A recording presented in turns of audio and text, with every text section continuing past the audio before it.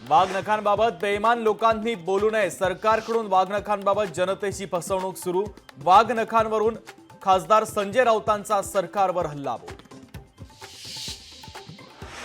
यूपीएससीचे अध्यक्ष मनोज कुमार सोनींचा वैयक्तिक कारणावरून राजीनामा, कार्यकाळ संपण्याआधीच सोनींनी राजीनामा दिल्यानं चर्चांना उधाण। राष्ट्रवादी अजित पवार पक्षाच्या अतुल बेनकेंनी घेतली शरद पवारांची भेट, अतुल बेनके राष्ट्रवादी शरदचंद्र पवार पक्षाच्या वाटेवर असल्याची जोरदार चर्चा। लाडकी बहीण लाडका भाऊ या योजना सरकारनं टाकलेला डाव, मनोज जरांगे पाटलांचा सरकारवर जोरदार हल्लाबोल।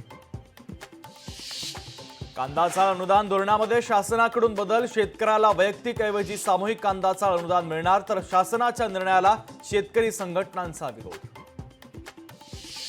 मेट्रो खर्चाचा काही भाग MMRDAला देण्यास पालिकेचा नकार, उर्वरित 1000 कोटींपैकी 500 कोटीच MMRDAला मिळणार। मुंबईसह उपनगरामध्ये जोरदार पावसाची बॅटिंग सुरू, रेल्वे वाहतूक धीम्या गतीनं तर सखल भागात पाणी साचण्यास सुरुवात।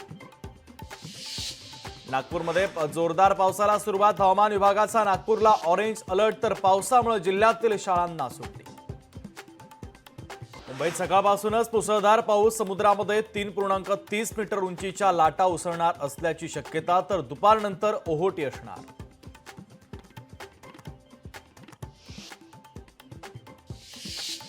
पवना धरणामध्ये आज सकाळपर्यंत 39.92% पाणी साठा, तर मागील 24 तासांमध्ये धरण परिसरामध्ये 87 मिलीमीटर पावसाची नोंद।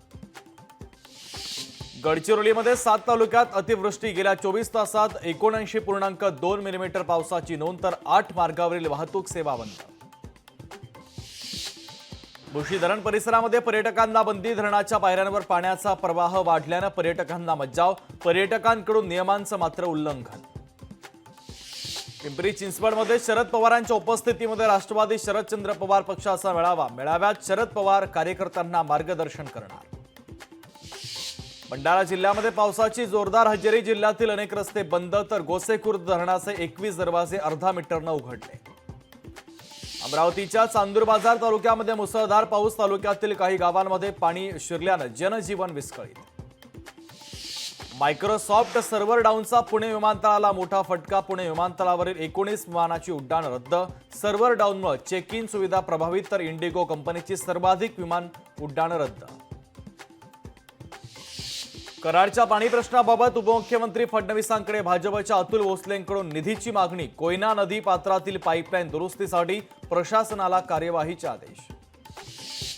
अजित पवारांच्या अध्यक्षतेखाली पुण्यामध्ये जिल्हा नियोजनाची बैठक, बैठकीच्या निमित्तानं अजित पवार, सुप्रिया सुळे, शरद पवार एकत्र येण्याची शक्यता। माडाकडून 33,000 झोपड्यांचं पुनर्वसन होणार, झोपडपट्टी पुनर्वसन प्राधिकरणाचे रखडलेले 17 प्रकल्प म्हाडाच्या माध्यमातून पूर्ण होणार। लोकशाही मराठी ऐका, पहा, जागरूक रहा।